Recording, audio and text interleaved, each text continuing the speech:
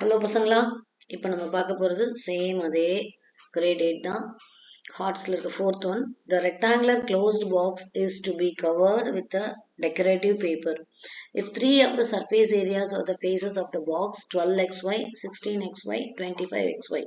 Three of the surface areas of the faces னு சொல்லியிருக்காங்க. faces சரியா? இங்க ரெக்டாங்குலர் க்ளோஸ்ட் பாக்ஸ் அப்படின்னாலே இமீடியட்டா உங்களுக்கு ஞாபகம் வரணும், இது கியூபாய்ட் பாக்ஸ் அப்படின்னு சொல்லிட்டு. சரியா? இங்க வந்துட்டு டோட்டல் சர்ஃபேஸ் ஏரியா அப்படின்னு சொல்லிட்டு அதுக்கு ஒரு ஃபார்முலா இருக்கு. Total surface area. ஸோ அதோட ஃபார்முலா வந்து என்னன்னு பார்த்தீங்கன்னா 2 into L plus B 2 into L into B plus B into H plus H into L. So இதுதான் அதோட ஃபார்முலா. என்னது 2 into L plus B, சாரிமா 2 into L into B plus B into H plus H into L. சரியா?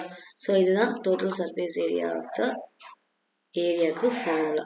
இதில் அவங்க என்ன கேட்டிருக்காங்க பாருங்களேன், 3 of the surface areas of the facesன்னு சொல்லியிருக்காங்க. அப்போ என்ன அர்த்தம்?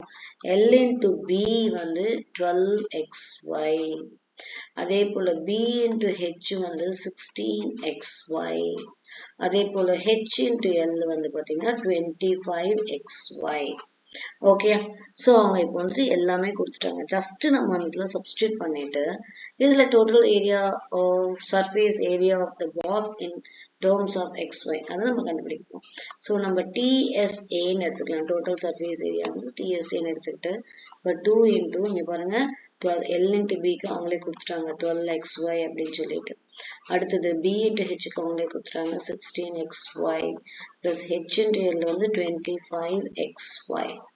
சரியா? ஸோ இப்போ நம்ம என்ன பண்ணணும், எல்லாமே xy தான், எல்லாமே xy. ஸோ அப்படியே டைரக்டா ஆட் பண்ணிக்கணும். 12 plus 18 plus 25 பண்ணோம்னா 53xyன்னு கிடைக்கும். இதுல பாருங்க இப்போ டோட்டல் சர்ஃபேஸ் ஏரியா ஆஃப் என்ன கேட்டாங்க, total surface area of the box, அதுதான் total surface area of the box equal to அப்படியே மல்டிப்ளை பண்ணா 106xy. புரிஞ்சுதா? இந்த சம் கொஞ்சம் நல்லா ஈஸியா இருந்திருக்குமே. Okay right. ஸோ இப்போ இதுலயே நான் என்ன பண்றேன், அந்த 5th சம்மை நான் போடுறேன். சரிங்களா? ஒரு நிமிஷம். 5th சம் வந்து பாத்தீங்கன்னா அவங்க என்ன கேட்டிருக்காங்க, the two adjacent sides of the rectangular plot are y minus 6x plus 3z plus 8 and x minus 2y minus 5z minus 8. Find the perimeter of the plot அப்படின்னு சொல்லி கேட்குறாங்க. இங்க பாருங்க, two adjacent sides of a rectangular plot. adjacent sideனா என்னது? Opposite side. இந்த side equal, இந்த side equal. சரியா? பெரிமீட்டர்னு கேட்கலாம். பெரிமீட்டர்னா என்ன? பவுண்டரி. அப்போ இது எல்லா இருந்தா இதுவும் எல்ல, இது பியா இருந்தா இதுவும் பி. அப்போ பெரிமீட்டர் ஆஃப் ரெக்டாங்கிளுக்கு ஃபார்முலா என்னமா? பெரிமீட்டர் ஆஃப் ரெக்டாங்கிள் ஃபார்முலா என்ன? ரெண்டு சைடு எல் இருக்கு, ரெண்டு சைடு பி இருக்கு. நம்ம இதை எப்படி எழுதலாம்? 2 into L plus B. அப்படிதான் ஃபார்முலா வந்துச்சு. சரிங்களா? ஸோ இதுதான் பெரிமீட்டர் ஆஃப் ரெக்டாங்கிள். ஃபார்முலா ரொம்ப ரொம்ப முக்கியம். ஸோ இதுல நம்ம எல்ல வந்து என்ன வச்சுக்கலாம், ஆக்சுவலா எல்ன்றது லென்த், பின்றது பேஸ். எது வேணா வச்சுக்கலாம் நீங்க. y minus 6x plus 3z plus 8. b வந்து என்ன வச்சுக்கிறீங்க, x minus 2y minus 5z minus 8. z வந்து கொஞ்சம் z மாதிரி போடுங்க, அது வந்து பார்க்கறதுக்கு 2 மாதிரியே இருக்கும். சரியா? ஸோ இப்போ ஜஸ்ட் இந்த வேல்யூல போய் நம்ம சப்ஸ்டியூட் தான் பண்ண போறோம்.